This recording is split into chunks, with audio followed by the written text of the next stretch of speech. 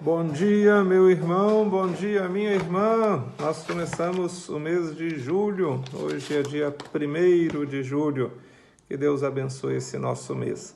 Há algum tempo eu usei com vocês esse documentos pontifícios. Esse se chama Populorum Progressio, do Papa Paulo VI, o desenvolvimento dos povos.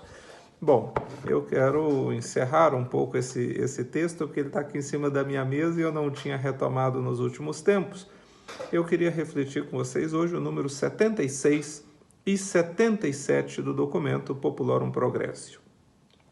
As excessivas disparidades econômicas, sociais e culturais provocam entre os povos tensões e discórdias e põem em perigo a paz. Como dizíamos aos padres conciliares no regresso de nossa viagem de paz à ONU, a condição das populações em fase de desenvolvimento deve ser objeto da nossa consideração, ou melhor, a nossa caridade para com todos os pobres do mundo, e eles são legiões infinitas. Deve tornar-se mais atenta, mais ativa, mais generosa, essa caridade.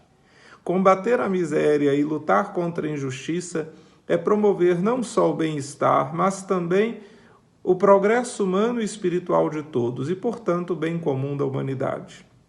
A paz não se reduz a uma ausência de guerra, fruto de equilíbrio sempre precário de forças.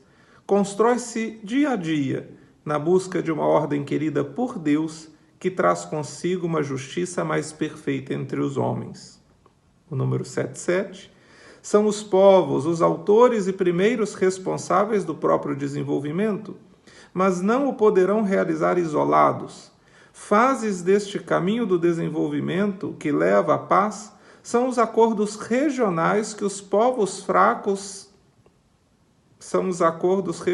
entre os povos fracos, a fim de se apoiarem mutuamente, as relações mais amplas para se entreajudarem, e as convenções mais audazes entre uns e outros para estabelecerem programas comuns.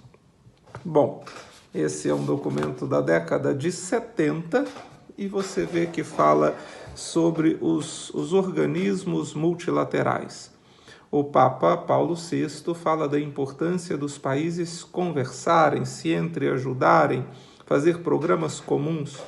Por isso existem aqui, por exemplo, na América do Sul, você tem o Mercosul, você tem o grupo dos países aqui da América, você tem uma relação dos países da América com a África, o Brasil participa do BRICS, com a África do Sul, a Índia, a China e a Rússia. Ou seja, todos esses organismos multilaterais ajudam a promover a justiça e a paz. E aí eu encerro falando que o Brasil também participa da ONU, e dos mais diversos organismos da ONU, seja dos direitos humanos, existem inúmeros organismos na ONU. E nos preocupa quando o Brasil, às vezes, seguindo o exemplo dos Estados Unidos, na atual administração dos Estados Unidos, que os Estados Unidos nunca foi assim, atualmente está bem mais complicado do que já foi, que o Brasil começa a minar esses organismos, né? Quer sair da Organização Mundial do Comércio, em outros se ausenta, não se coloca, não se propõe. A Igreja defende estes organismos, porque estes organismos ajudam a manter um equilíbrio e pelo menos uma luta, uma possibilidade de um pouco mais de justiça e de menos desigualdade no mundo. O Papa Paulo VI lembra que os países mais pobres precisam também se unir, trabalhar entre si para juntos lutarem com mais força. E é isso que os países em desenvolvimento têm feito, sobretudo em relação às conferências sobre o clima, né? A luta dos países em desenvolvimento para receber recursos dos países antigamente ditos países do primeiro mundo. Por que eu digo isso tudo? Porque, meus irmãos e minhas irmãs, o diálogo constrói pontes. Então, seja a nível nacional, o Brasil precisa construir pontes com outros países e com as entidades internacionais.